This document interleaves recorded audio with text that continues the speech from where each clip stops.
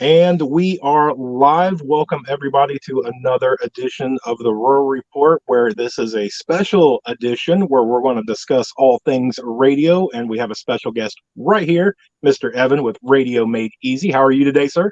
Doing great. How are you, sir? I am well, thank you. And we have been trying to do this for a little while now, but we finally made it. Yep. Yes. So I tell you what, um, for me to give you my little background on radios, I'm going to say 5x5 because I can loud and clear you. Yeah, That's yeah. about my radio excellence on that. So, All with right. you being the radio man, why don't you tell everybody who you are? Yeah, so I'm Evan Dixon. I own and operate Radio Made Easy. What we do is in the name. The mission is to help regular people learn to use radios effectively, how to solve real problems in your life. And that might be um, today or it might be a potential future, right? But now and everything in between here and there. And we basically do two things. We put together turnkey packages of radios that are fully programmed, fully accessorized, ready to go out of the box, which eliminates some obstacles for people. I can give you the background on that as we get talking. And then we do a lot of training now as well. So I teach a class called Zero to Hero Radio Operator. And again, right in the name, right, taking you from zero to a heroic level of competence, using radios, again, focused on practical, everyday use, not getting in the weeds, not trying to get you to be an electrical engineer or a physicist, but getting you functional and capable. Very good. Very Yeah, good. Which looks like, I don't know if you know, Mr. JS Genesis Designs. I don't know Looks that like name. Yeah. he is going to be where we go. So, what's the best advice for a grid down scenario? No phones to have comms with someone 20 miles away. Man, that's a good one right out of the gate. Yeah, that is the question of the day. It's like I meet people, dozens of people a day in DMs and emails and consultations and at classes. They all want to know, how do I stay in touch with the people I care about? And Mhm. that's the right question to be asking. I think I've heard it called normalcy bias, right? This idea that things are just going to perpetually be how they are today, and that is not the case. I mean, it doesn't have to be apocalyptic. It could be an ice storm. It could be a hurricane. It could be a terrorist attack where they shut down communications and you just want to check on your family, a school shooting, or, it could be lots of stuff. So, you know, the first thing to consider, people want to hop right into the gear. And I get that that is part of the equation, but you got to have a plan too, right? So really thinking through, all right, who are the people and when and where are we going to talk? And maybe that's a time and a place, or maybe that's on a certain frequency on a repeater, or on an HF radio or on simplex radio, lots of options. But having that plan and knowing who is in the network, that alone can be a study in and of itself, to Oh, try yeah. to figure out where those people are. The 30-mile question um, is better than a lot of the questions I get, right? Because they gave an actual number, but people tend to want to know, how far will this radio talk? And the answer is always it depends, right? Which Mhm. is, so most questions should be followed up with more questions. But in general, 30 miles, if you need that kind of coverage, you're going to be relying on repeater networks, unless you happen to be on top of a mountain talking to another person on top of a mountain. Or if you have HF radios, HF radios can talk hundreds or thousands of miles. But for your typical line of sight comms, something similar to a walkie talkie but more powerful, you're going to either depend on repeaters or elevation. Height makes might. So really, if you're just standing on the ground 5 or 6 feet tall talking to another person 5 or 6 feet tall, you really only get about 1 to 5 miles. And that doesn't matter how much money you spend on the radio. That can be a $30 radio or $1,000 radio. It's all depending on, can that signal make it or not, and it can't make it through the earth. So you really need to have to do a area study, check out what's between you and them and go from there. But repeaters will help you overcome that. They rebroadcast your signal, and there's hundreds and thousands of them in different areas. Usually most major cities and even a lot of rural areas will have amateur repeaters, and you can tap into those to extend your range. But the scenario, if you that question, I think it said, grid down. That's all your eggs in one basket on a thing that makes your comms work, right? That repeater is a piece of equipment that probably plugs into the wall. So don't count on it. People get real comfortable. Oh, I can talk to my family. It's easy. It works. And then if you pull the plug on that, does it still work? It's something you got to consider. So very long answer, but there's rarely, something I try to encourage people with is like when people give you nice, simple, short answers, typically that should be a red flag, right? Like if there's not a little bit of more clarification needed, they're probably not thinking it through enough. So I try not to fall victim to that. And which looks like we got Ritzy Homestead is here as well as Scorpion Metal. So thank all of you for being here. If you guys we are live. So if you do have questions, drop them down in the chat. We will get to them. If you catch it on the replay, then thank you for tuning back in. So next question, and this was a viewer question. Okay. This one's actually very fun. That's why I picked this one right off the top. They said from FRS to GMRS to CB to shortwave, is radios really all confusing and scary? Yeah, I mean it is. It's overwhelming. It's why I have a job, right? I try to make it not so, but it certainly is overwhelming. And what I notice about the marketplace of people in the industry is it's very fun for them, right? So most guys in this, it's their life, it's their hobby, and they're very dorky, nerdy, enthusiastic about it, right? Like we get with stuff, right? Like you talk to a car guy about cars, and if you're not a car guy, right, you're gonna get a little overwhelmed. You don't know what they're talking about, and radio tends to be that way, but to a whole new level, and there's a lot of acronyms, a lot of math, and a lot of just the vocabulary is hard to get past the barrier. So I try to overcome that, by simplifying, by using analogies and comparisons to things that you already are familiar with to help explain the concepts. But yeah, it is a bit of a nightmare when you don't have something like that. So don't I try not to answer as if I'm trying to show how much I know. I want to answer so you understand, right? So those are two different things. But yeah, that list you gave there is a whole bunch of different radio services or segments of the radio spectrum, and they do different things, solve different problems, have different pros and cons. That's what I try to help people sort out. Gotcha. In which Scorpion makes a good point here, talking about solar flare. So I guess on my question to elaborate on his, is there something that we should, if somebody's just getting into it with radios, is a solar flare, an EMP, some sort of electrical? I mean, is that something that anybody should worry about? It's something you should take precautions against if you can, right? Part of what happens when you start trying to get prepared is you get so overwhelmed with all the things that can go wrong that you fail to do anything. Right? So if you're talking about that, then you're aware of it, and that's great. I would not let that stop you, first of all, from learning how radios help your life now and how they help your life in the very majority of the time that things like that are not going to be happening, right? So order your life as if the most probable things are the things you're preparing for, right? Things that happen every year, right? We get a cold spell, we have an ice storm in North Carolina that takes power out for a week. That happens every once in a while, right? That happens a whole lot more than an EMP.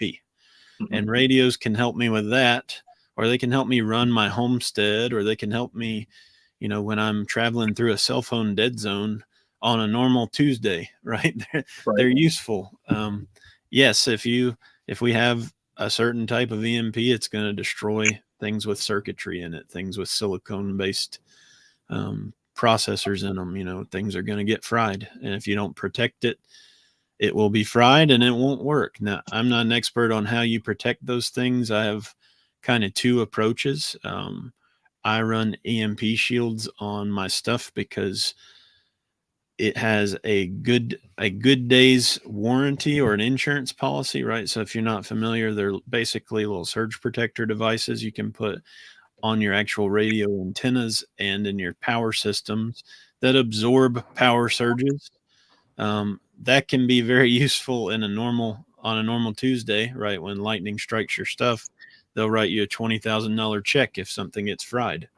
So I like those as a as something that could potentially help, but I don't know if it'll help. I don't preach that this is the end all be all to protection. My other plan is to have extras of things in Faraday type enclosures or bags, and I hope that works too. But I haven't had a chance to prove any of that. I hope I never get the chance. So Yeah. there are people that make that their life's mission. That's certainly not mine. But if you can have some spare stuff in a container of some kind that claims to protect it, I think that's a good start. I But agree. And I think it was, I want to say it was Pinball that put that out when it comes to those. If you don't have anything and something happens, then something happens. If you right, have protection, then you get a 50-50 on whether it works or not. Because sure, if you have it and it works, great. yeah, You yeah. know, And those things are so variable. I mean, there's natural issues like the solar flare, and then there's man-made issues too. And I don't claim to understand any of it. So I really am trying to not approach this entirely from the end of the world apocalyptic no. mindset. It's more today. How does this help Yep. my life today? And then when that day comes, we can just transfer over all these skills and resources. But a lot of what you learn, it won't really matter if you haven't implemented it into your life now. You're not going to remember how to do any of it anyway. So I Very good don't point. I don't focus on that too much. Good point. Good point. Which brings me to my next one. Okay. So I tried to answer this one. They were basically asking, they're just beginning into preparing, and they keep hearing the word comms. So Yeah. they were asking about what radio would be good for starters, and maybe you can tell me if I gave them good advice, because Sure. mine was, what do you want to do with it? Right. Because if you just want to talk with somebody just on your homestead, a little cheap $20 kit should do the job. Sure. Yeah. What do you want to do with it is the right question to ask that question for sure. I think most people are trying. The average person I talk to, they want to stay in touch with people at a pretty large distance. Mhm. They're often asking to do something that isn't really possible on the budget that they are purporting to have. So what they want is a cell phone replacement. Mhm. That's what they really want. If that's important to you, you should be looking at sat phones or satellite communicators. The new iPhone does some satellite stuff. I've heard right out of the box. You can get stuff that will message like a Garmin InReach, or Motorola makes some things that tether to your phone. If you're concerned about comms for your loved ones, and it's not end of the world, but it's just no cell coverage, that's probably going to be your alternate, right? It's not necessarily going to work as well as a phone, but with the budgets and the constraints a lot of people come at me with, that's really the only thing that's going to do it without really investing in radio gear. And I mean, you're either going to be building a massive tower, or you're going to be investing a lot of money into a long range radio setup. And it's a hard pill to swallow, but there's not a cheap and good and fast. That whole you can pick two. It applies with radio for sure. I mean, but with that said, um, to improve your life now, right? To be helping you run your homestead or staying in touch with neighbors. Maybe you have a neighborhood watch that goes in place when the power's out, or maybe you just have some elderly neighbors you need to check on, or you have young kids you want to send to go play in the woods, stuff like that. Um, I love just starting with a Baofeng radio. If you buy one from us, it comes fully programmed and ready to go. So you're not taking it out of the box and then overwhelmed with how do I Mhm. make this thing work. It just shows up ready to work, and you pay a little bit more for that. But that's a great place to start. It's not where I end because it has a ton of downsides. It's not a great radio, right? It's a Mhm. great starting point, but it's that's where I generally start people off. Get the bug, see, fall in love with how fun it is and how useful it is. I've got guys that completely changed their life. The fact that they now have radios on their homestead they never had before, and now they're ready to do more, but they needed that gateway drug.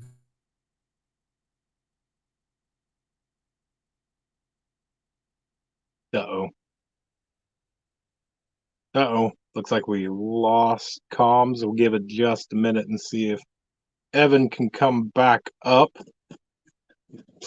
Everybody that is still here, make sure that you say hi in the chat, drop any questions you have, which I did see Ritzy Homestead currently trying to group as much as I can and then start a class and test. And then I was thinking of then purchasing whatever products. Is that a good plan to wait and make my investment?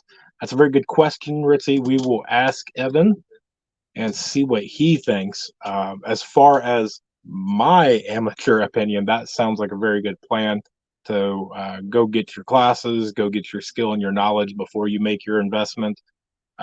Usually, the way I see it, and again, we'll ask Evan, is everybody runs out and they grab their Baofeng, and then they think that, hey, I've got a radio. This will shoot, for 100 miles. I can talk to somebody on the moon, and that's just not true. So it looks like Evan is back, and there we go. Yeah, my power flickered there and I lost everything for a second. Sorry. No, you're fine. You're fine. I Things, was just things reading. do happen. Ritzy had the question there of currently trying to grasp as much as I can, start a class, then test, and thinking Yeah. about purchasing whatever. Is that a good plan? And then make my investment. Oh, I love that approach of get training first, get education first before you start buying stuff. That's excellent.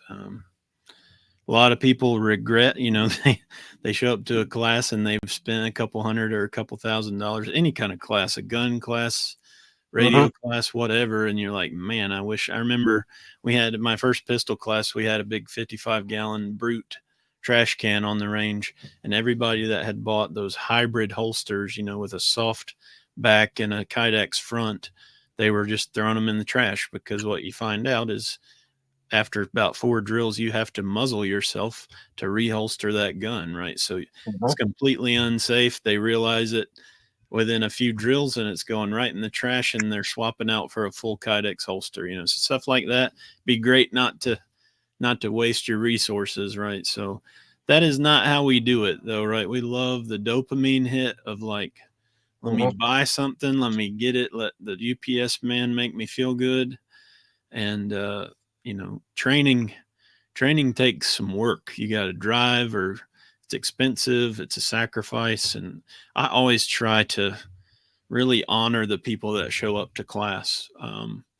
It's very humbling to see 20-25 people show up to a class called Zero to Hero, right? Like, that they're humbled, like to say, all right, I'm a zero, I want to figure this out. And I really honor that, and I'm humbled by that they would sacrifice a whole weekend. But walking away from it, they know how to spend their money, and they save more than the class cost doing that for sure. Very good. I'm gonna Very try good. to bump my brightness down, but I'm not leaving you. And then what I was doing while you was away was it sounded good to me because taking that class and everything to get your knowledge would probably give you a better idea of what to buy, because it seems like everybody rushes to Amazon and grabs their Baofeng, and then they can talk to the guy on the moon. That's right. Yeah. Yeah.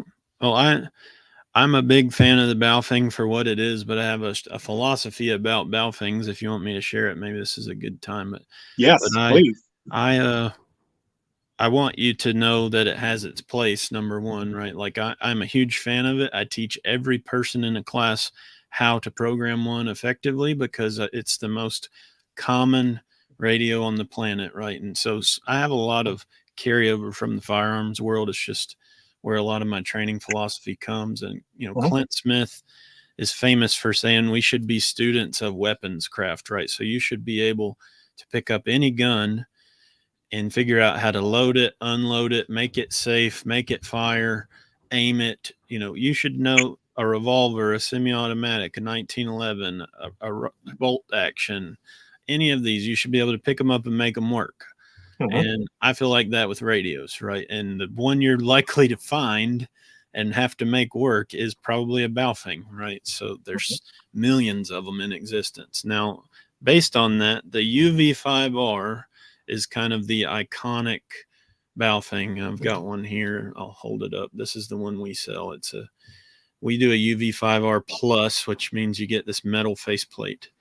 But we universalize on this radio. It is the original gangster, right? It's the one that made it famous. And the reason for that is that it has a massive following and aftermarket, right? Like everything works with this radio. You can find batteries, you can find chargers, you can find headsets, you can find speaker mics, you can find antennas, replacement parts, right? It's the most popular radio on earth. They make a new one like every 6 months, right? A UV9, a UV10, a UV85. There's all kinds of new ones that do new cool stuff. They're still a turd, right?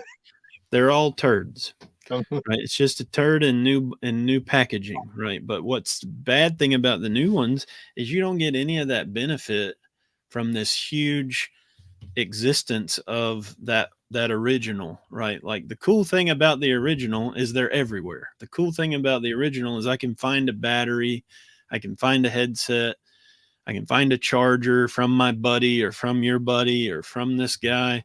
If I buy this weird new one, it's all proprietary now, right? It has a new kind of headset, a new battery, a new everything, new programming cables. That defeats the entire purpose, right? It's like I want a cheap thing that's everywhere that I know I can make it work and I know I can find stuff for it, right? So if you're going to buy one on the UV5R chassis, right? If you think of it like a chassis, there's a bunch of variations, but they all take the same battery, the same headset, the same charger, right? They're all on the same body style. We do the UV5R Plus, which is like $1 more than the non plus. And the reason is it has that metal faceplate. And I don't like it because it's shiny. I like it because that little microphone hole is always a hole. And on the plastic faced ones, every once in a while, you'll get a little booger from the molding process that blocks that microphone hole, and it will wreak havoc on your day, right? You'll spend all day trying to figure out why nobody can hear you, and it will be a physical problem with the radio. Never had that problem with the Plus model. So that's our philosophy. That's if you're going to own one, get a UV5R, accept no substitutes. No, now that you said that, I was like, well, wait, while you're talking, let me see. Oh, wait, I have a UV9. Now I Yep. just want to yeet this thing. I mean, it's fine, but you can't find parts for it, right? It's that's the one you got. If anything breaks, you hope your buddy bought that one. Yep. Yeah. Yep. Yeah. Well, let's see if we Sorry to got break some. your heart. No, no, no, it's okay. Because I'm a collector in some of Sure. this stuff. And so I Sure. get some of the people that they're like, where did you get that one from? Right. And Right. Yeah. yeah. I So love that's, another philosophy on that is, your whole team or your whole family should all have the same stuff. mhm, Don't let everybody just go buy what they want.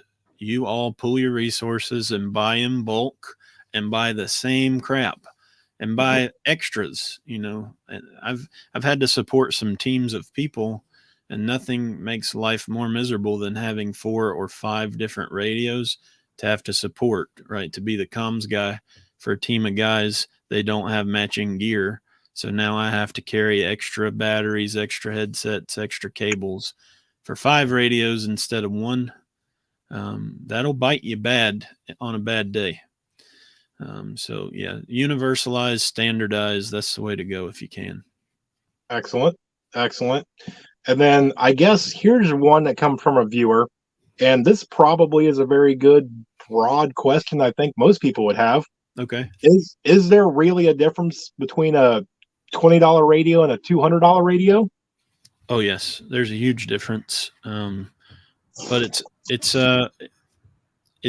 nuanced, right? It's not what you would think, right? You would think, well, this costs 10 times as much, it's going to talk 10 times further, right? That's what I would think. It's not that at all. The hard truth is, until you get to the far edges of its capability, and I mean you're like right on the barely being able to hear somebody, you might eke out a tiny bit more distance with a higher quality receiver, right? So like an FT60, I've got one sitting here. This is a Yaesu radio, one of the best receiving radios ever made, right? It's just got a really sensitive receiver. So that means when you're way on the edge and I can just barely hear you, this radio will hear you better than a Baofeng, right? Ooh, okay. But it's not that much different, to be honest. What you really are paying for is support. Like if something goes wrong, you can actually get it repaired.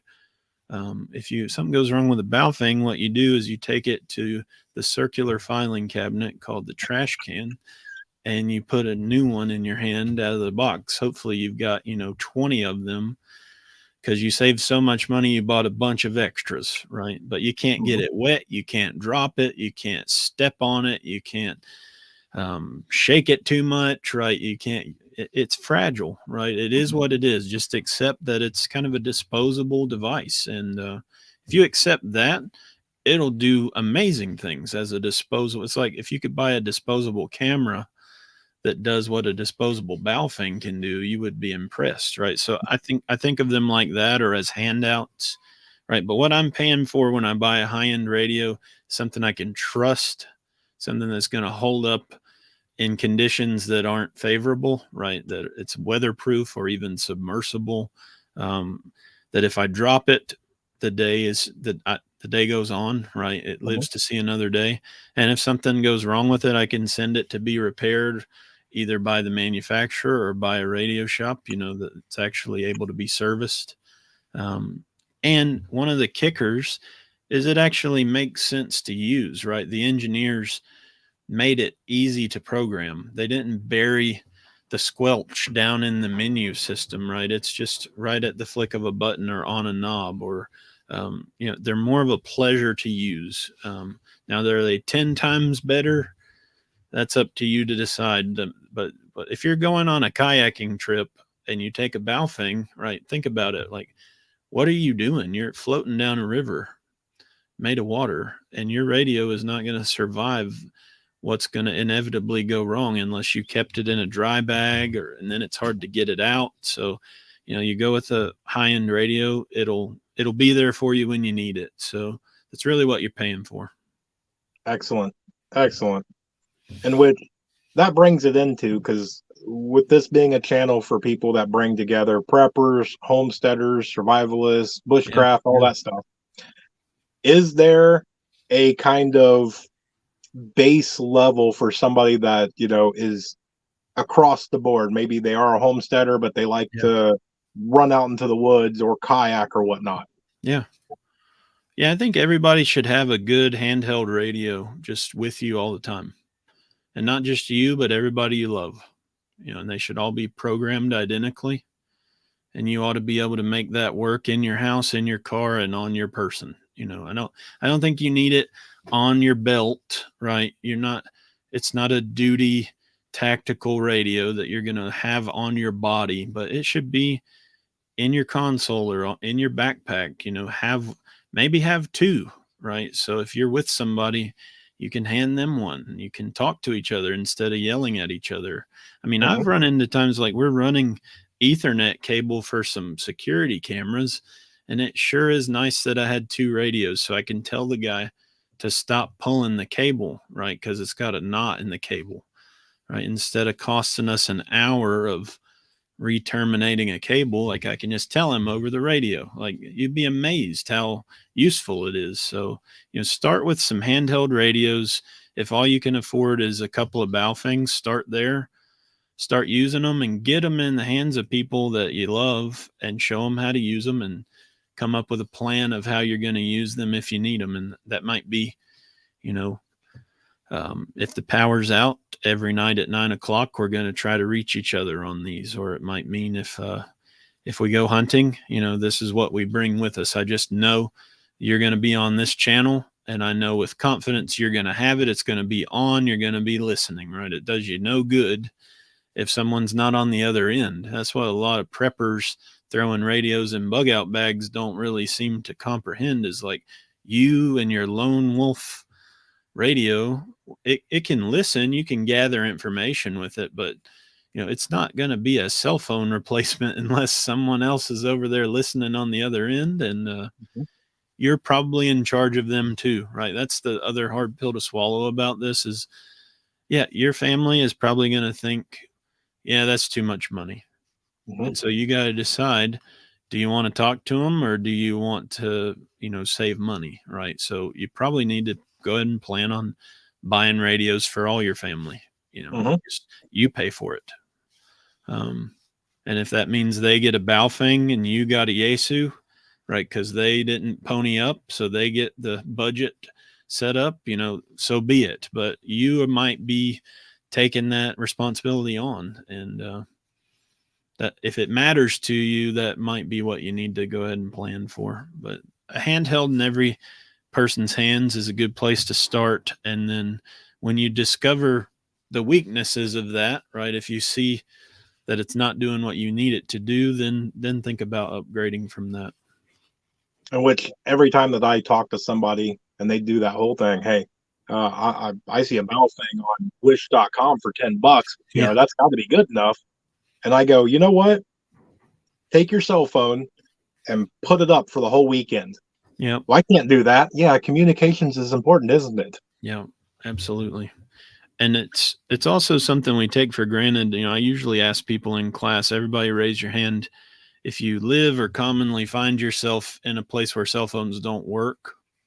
And a lot of people don't. A lot of people live in an area that they have never not had 4 or 5G coverage, right? Their phone has never gone below 3 bars, right? There are people in the world that live in that environment, and they have a real issue even comprehending that is not the norm for a lot of Americans, right? We drive through parts of the country every time we travel where you can go hours with Mhm. spotty coverage, and if you're only a few hundred yards from the person you need to talk to, you can't talk to them. There's Mhm. no way to talk to them if you don't have radios. So we take them everywhere. They're in our cars. My wife has them in her minivan mounted to the minivan. Sounds kind of bizarre, but it always works. It's always there. I know if I need to talk to her, I can be in her ear in seconds, right? Even if there's no cell phone signal. So, yep, that is not the case for a lot of us out in the rural areas for sure. Yeah, I don't think I've ever thought about that because for me, I'm the opposite way.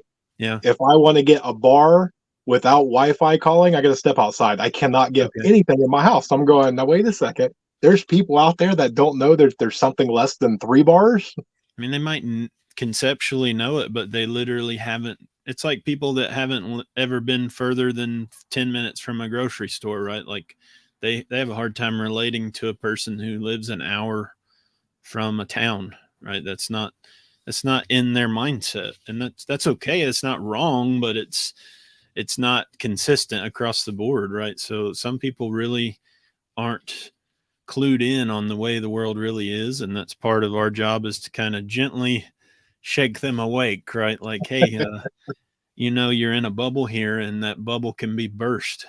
Hmm. Yeah, and it looks like Brian took some of your advice. Oh yeah. That's Yeah, always so good. I have a philosophy on BNC adapters. So basically, every radio where you attach the antenna, it has a different type of attachment method, right? Some manufacturers use one type, another one might use a different type. And what that typically means is you've got to, that's this bit here at the top where you plug the antenna on. Hmm. What you'd have to do normally is buy a bunch of antennas that fit each type of radio. So we kind of overcome that obstacle by adding these adapters. So that's part of the philosophy is you get one type of antenna now that fits all your stuff. But Nice. what's cooler than that is it's quick attach, right? So now it's quarter turn on, quarter turn off. So Ooh, it's not 7 revolutions to get the thing on and off. And then last, it kind of helps protect. There's a pretty fragile little wire in the middle of that jack, and if you were to break that, your radio's toast. So it protects that as well. So it's pretty good way to go. They're like $5, and you can standardize, keep things protected, and you have that quick attach method.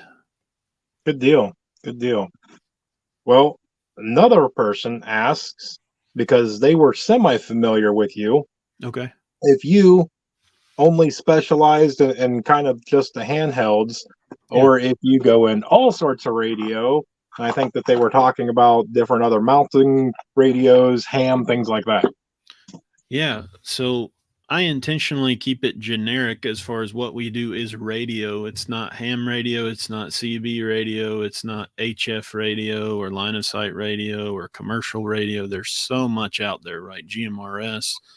Um, I want you to know that all of it is just a different lane you can travel on, right? If you think of the interstate as a thing that can get you from A to B, and each lane might have different requirements, right? There might be an HOV lane or a motorcycle lane or a bicycle lane. There's different modes of travel that can get you different places, and they might be more congested, they might be slower, they might have shorter range, right? All this applies to radio, right? But radio as a technology is just sending signals through the air to talk further than you could talk with your voice, right? But we do it all. I mean, I teach people everything from handhelds to mobiles to HF base stations, right? That can talk around the world. I've got a radio sitting right here on my desk that I talked to Texas on a few minutes ago. It's just from North Carolina, and it's not not outside the realm of possibility to talk across the world, but it's all different ways of how you control that signal and what frequencies you use and what they do. So we do it all and kind of give you a cursory understanding of all of it. But our primary focus are two-way UHF, VHF, which is line of sight type comms. That's our primary emphasis to get you up and running on the fundamentals, right? So if you went to basketball camp, they're going to teach you to dribble, pass, and shoot. Same deal. We're going to teach you to understand frequencies, understand how to navigate that radio, how to attach the antennas, and how to use it. The actual using of the radio. How do you speak on the radio? How do you gather information with it? How do you effectively listen and speak so that you can be understood and authenticate with each other and identify each other and all of that? So there's a lot to go into, but we cover pretty broad base of it, and then we have a more advanced class that kind of takes you a step further down the road. Good deal. Good deal. When I first took a radio class a few years ago, one thing that they did not teach was radio etiquette. Right, that's huge. Yeah, so Yeah. like one fundamental thing about etiquette that I actually am a marriage counselor part time as well. So this is kind of a funny coincidence is when I'm teaching couples, how do you prove that you're listening, right? How do you show your partner, your wife or your husband, how do you show them that you've been paying attention, right? You repeat back what you've heard, right? Mhm. So if they come home and they give you some diatribe about so and so was doing this at work or why they're stressed out or what's going wrong, and you're just yeah, mm-hmm, mm-hmm, right? And you don't repeat anything back. And maybe you say yes or uh-huh, and they asked a question and you didn't hear the question, and now you've been found out, right? That's offensive, right? And it deteriorates the relationship, right? It makes you makes them offended. And so, same thing with radio, right?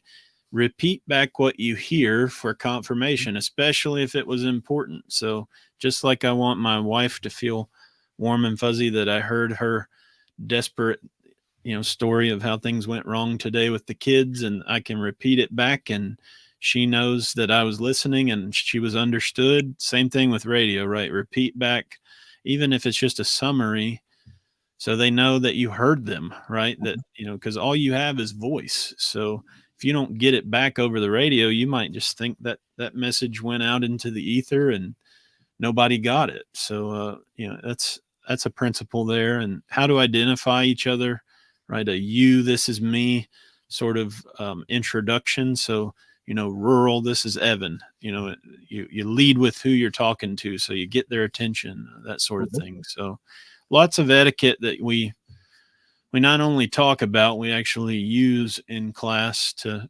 really solidify that in people's minds. But that's not really natural, right? We're kind of spoiled with, when our phone rings, it tells us who it is, Mhm. and it sounds like them, and it's crystal clear, and or the text message comes from that person, right? So we're not used to having to do that manually. So there's a lot of principles to learn there, but it's fun, Oh yeah, it and it absolutely can is. improve your marriage too. So I didn't know he's going to get a two for today. So, yeah, there you go. so on your classes, do you only do in person or do you do any sort of online virtual classes?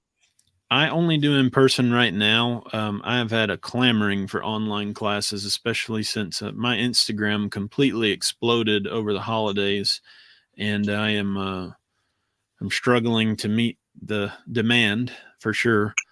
And I'm only one guy, right? So I can travel all the time and still never reach everybody that wants stuff. So we're probably going to be having some kind of membership model that'll be an all you can eat kind of. You join the club and you can access, well, I'll probably have as a modularized version of our in-person classes. So, little bite-sized chunks that you can check off and work your way through the material and rewatch it 5 times if that's what it takes. So that will be there. But just a word of caution for folks that are asking that question. Number one, these classes are hands-on scenario-based classes. All right. So keep in mind, you're going to be handicapped by attempting to do that with an online course, right? And if Mhm. you are not like really adept at being a student and being self-taught, and I'm imagining that's probably why you need help with comms, right? Because there's already tons of content on comms. So if you need to learn comms, you need to do an in-person class, right? Mhm. This, if anything, this should be continuing education, but you need to prioritize getting to an in-person class. The COVID world kind of crippled the idea of doing in-person stuff, that I think people are still kind of unknowingly carrying on this mentality that I don't go anywhere, I don't go do stuff in person. Not that they're even concerned about the health aspect. It's just like this weird programming that has happened in culture. Mhm. Go get in the same room as people and do some stuff, right? Like share the air with them, um, literally. I think, and that doesn't even apply necessarily to my stuff. Just like if you can get to an in-person class, it it is so much more valuable to have the body language, the hands-on, the scenarios, all the stuff that you lose with an online class. So even sitting here in this, this live stream, it's not as good as us all sitting around Yep. somebody's dining room table having a conversation. There, it takes longer, everything's harder, the power flickers, and you're out for a few seconds. So it's weird. I think I would love to see that, us get back to prioritizing that stuff. I think some people are, but there's a long way to go.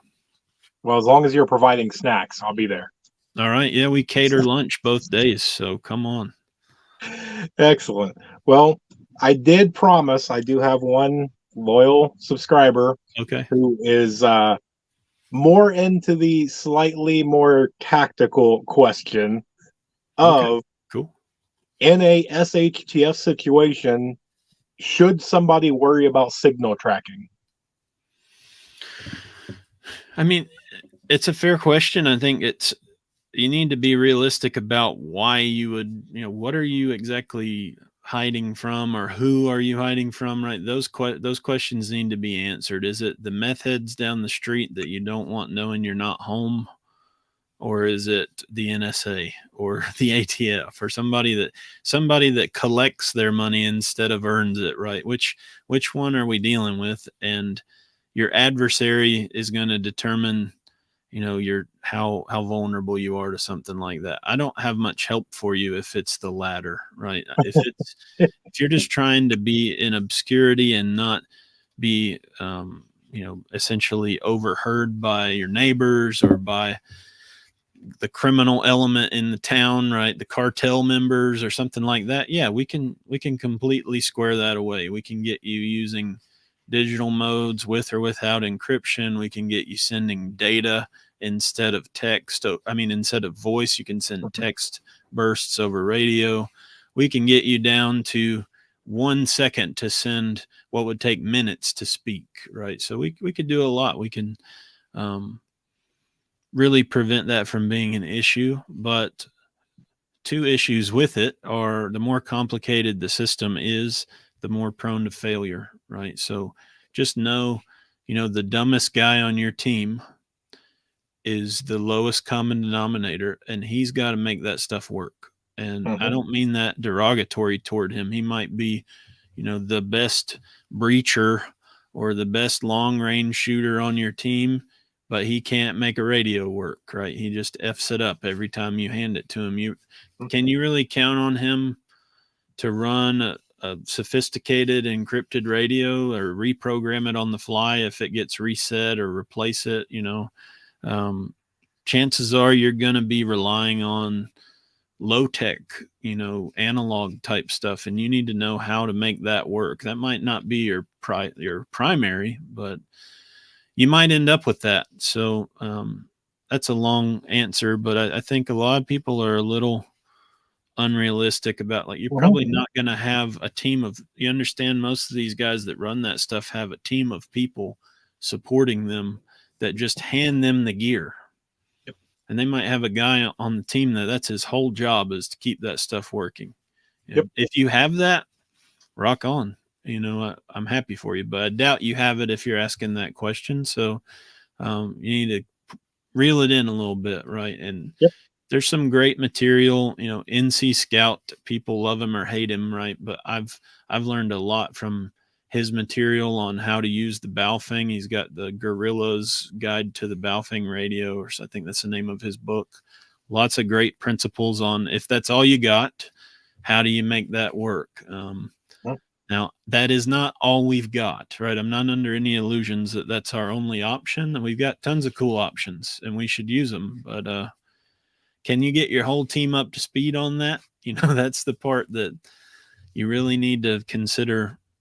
Who's the lowest common denominator here? And then how do we either raise that bar or meet them where they're at? That's what a lot of people haven't considered. So I don't go too far down that rabbit hole personally. I'm still trying to get people to know, how do I press the buttons and make this radio talk to that radio? Yep. That is a high enough barrier to entry that I can make a living just teaching people that. So Oh, and your answer was better than mine, because if you have Gomer Pyle there, right. he gets a receive only radio. Yeah, yeah. Yeah. Yeah. And I mean, they make radios that don't have any buttons on them for that reason, right? You turn Mhm. them on and that's about all they do. They're really sophisticated under the hood, but plenty of duty radios, that cops use every day, that they can't mess it up. It doesn't have any buttons, Yep. you know, but Yeah. that's not Everybody else, really where I'm coming from with it. everybody else gets the high end, and you just click it on. Here you That's go. right. That's right. You'd be glad to have it on your worst day, though. Yes. Which, that brings me real quick. Now that you said law enforcement, do they actually have radios that you can remotely, like, turn that radio off, or Oh yeah. Oh, You okay. can remote detonate like a bomb almost. You can clear it remotely, clear the encryption keys out, make it a dead radio if it's within range, but you can remotely program stuff now. It's very sophisticated. But all of that, like I said, when you see an officer keying up and talking into a radio, that there could be billions of dollars in infrastructure behind what makes that work, right? And yeah, they might be able to talk 100 miles away to their dispatch, but there are 6 repeaters, with generator backups that are maintained by a team of people that make that possible, or something like that, right? He might have a $4,000 radio on his belt that has 6 people paid $100,000 a year to keep that system running with a couple $1 million in infrastructure, right? That, and you don't even consider any of that, right? You just see, well, he's got a radio and he's talking this far, and it's like, yeah, there's a lot going on there, just like with your phone, right? I mean, there's infinite resources that make your phone work that you thankfully have no awareness of, right? It's just Mhm. this miraculous thing, and there's some beauty in that. But when you show up with your limited resources, it's hard to replace things like that. So Oh, yeah. yeah, the police and military. I've noticed police and military have the military is probably the top echelon of the type of equipment they have access to. Police are a close second often, and then fire EMS, they kind of seem to be less sophisticated. They still have a lot of stuff, but it's not quite as expensive. A lot of them are still running analog systems or just getting into digital systems, but still have a whole lot of infrastructure keeping all that running Yeah. that you don't have access to. We never get the fun toys, in which I like Brian here. Should have paid attention in the army. Yeah, hindsight's always 2020. Yeah, I get a lot of messages from army guys though that are they're not in the army anymore, and they're like, all right, what do I do now? Right? Because even if you were a comms guy then, like I said, you had people equipping you and a lot of those things that you had access to, you aren't allowed to use anymore. Mhm. The equipment isn't available, and the systems are reserved for them. So there's not necessarily, that doesn't make you an expert. It's kind of like a street cop versus a infantry guy, right? Like they have totally different, they might look the same, kind of in a scary way now, right? Like some cops are decked out like an infantry guy, but they don't have a a QRP force to come rescue them the way that an infantry might, and they're a lone wolf sometimes out there, and stuff like that. It's important to know that those skills don't always translate to your average citizen. So um, you don't worry about what you missed too much. It might have hurt you more than it helped you to some extent, create a false sense of confidence sometimes. I can definitely see that happening. All right, so that brings me into with you doing online class, or I'm sorry, not online, in-person classes. Yeah. How often do you give in person, and where can somebody sign up for that? So we're somewhere almost every month. I'm getting to a point where I try to do kind of 2 big tours a year. We're pretty new to this. We were on the road a lot last year because I was just trying to make this happen. Um, we drove all the way to Idaho and back. My family of 5 teaching all across the country last year. We will still do that, but I'm hoping to keep it more. Okay, we'll do a big spring tour, a big fall tour, and maybe sprinkle some stuff on either end that's more local. You can find our whole course schedule at radiomadeeasy.com. We've got classes in North Carolina, Pennsylvania, Missouri, um, where else? Tennessee. Coming up the first half of this year, we're still building out a schedule for the second half of the year. I should be out to the western part of the country at some point. I've got requests for Texas, Vegas, Utah, Idaho, Oregon, Colorado, all these types of places. So we'll probably get over there. Um, but don't be afraid to travel. I mean, it might be easier for you and more effective to just book $100 or $200 flight to somewhere I'm going to be and come take it instead of waiting for it to come to you. I will not always be traveling this.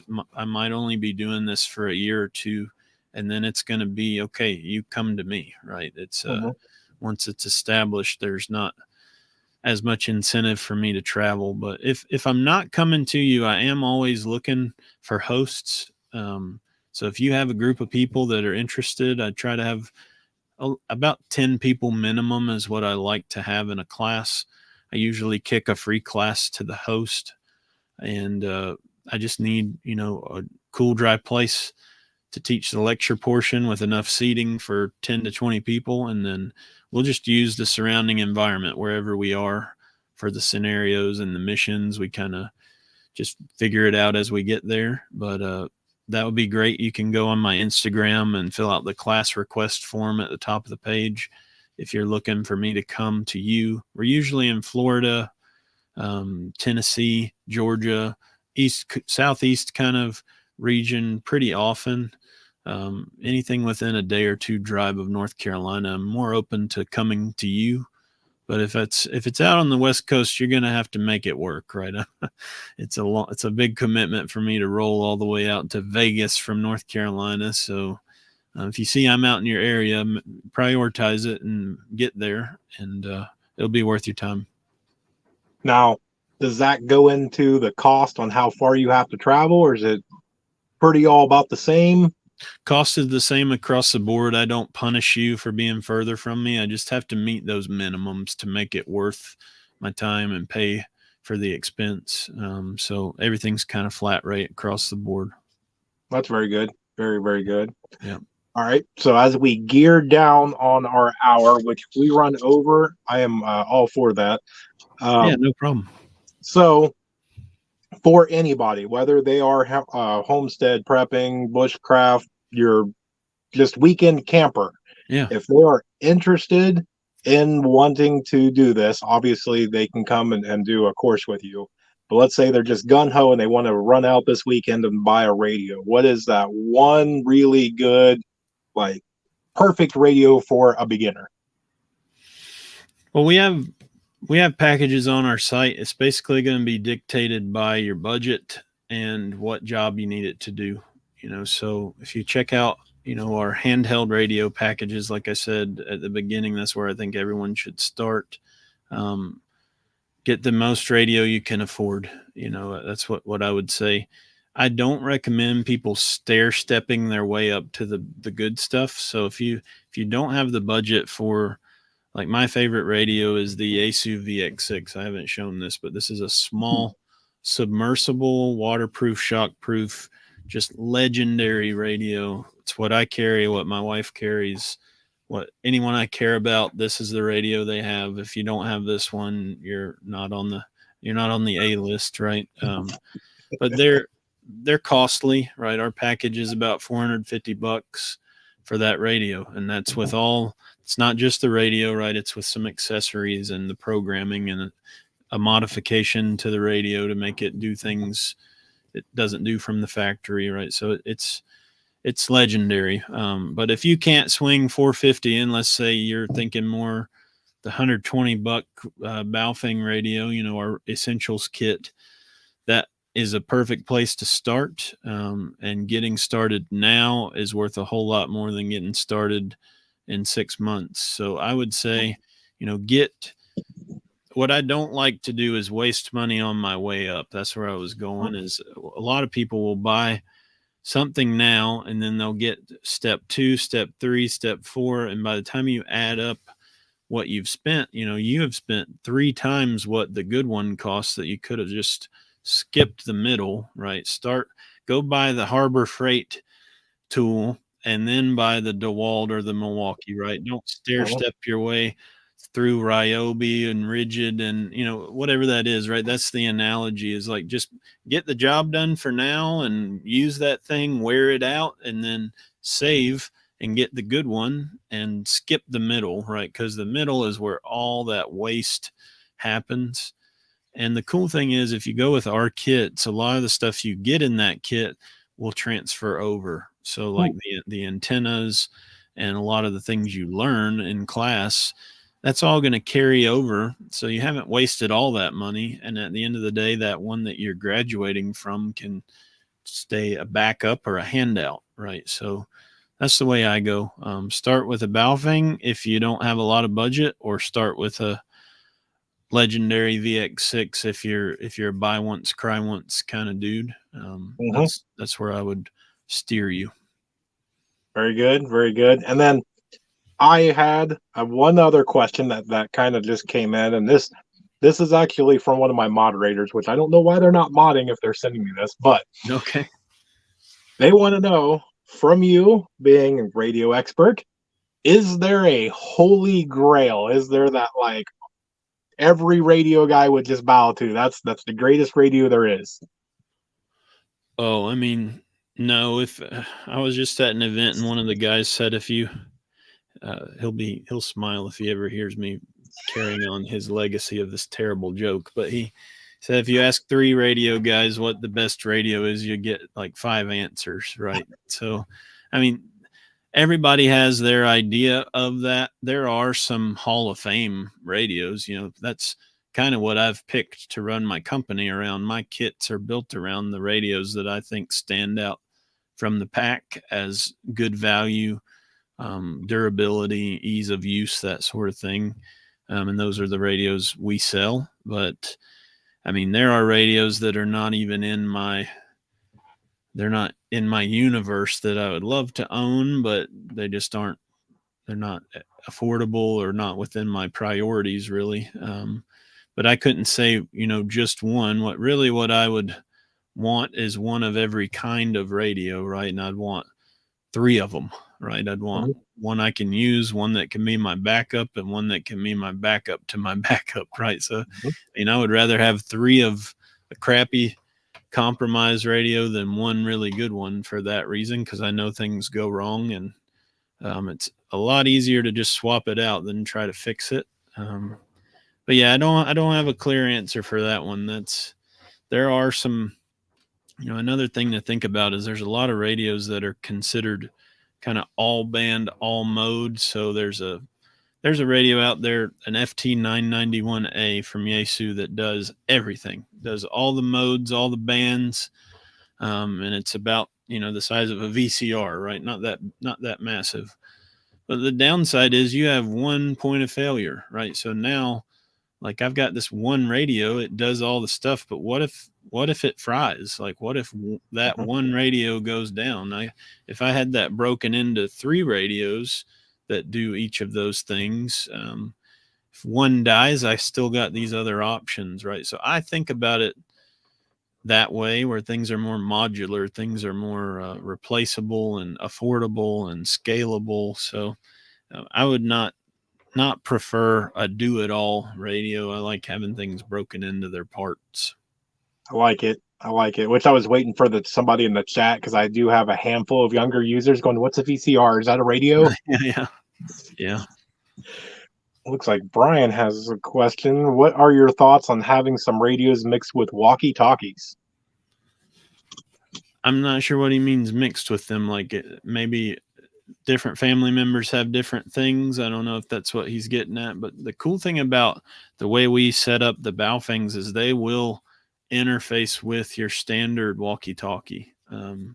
So you can hand a cheap replaceable radio to your kid, and to think that it's cheaper than the Baofeng is hilarious. But you hand them one that came from Walmart that's a Mickey Mouse or a Paw Patrol radio, right? And you tell them to go to channel three. Channel three on your Baofeng will work with that. Actually, we've got them programmed to where they will overlap, so you can talk to each other. And that one, obviously, they're on the same frequency, but they don't have the same amount of power. So yours will be more capable, but it will still interface with those. And to be clear, a lot of the things that I'd use radios for on a daily basis, Walmart blister pack Paw Patrol radio will do. It'll talk to the car in front of you and tell them, hey, we need to do a bathroom stop. That's what I use a radio for on a near daily basis. So they have their place, but again, durability, range is going to suffer, battery life, versatility, all that is going to suffer, but they have their place.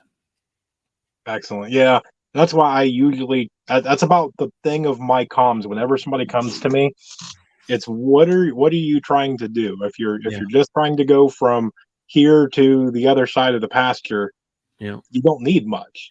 If you're trying to do out in the woods, well, you still got line of sight. If you're trying to do from here to your neighbor, if you're what are you trying to do in order to Yeah. do it? Because it's the same thing of what you were saying with the Baofengs. You can get a Honda Civic and it'll get you to the grocery store. Yeah. But if we've got to go over the mountain and through the woods and to Yeah. grandma's house, may need the 4-wheel drive.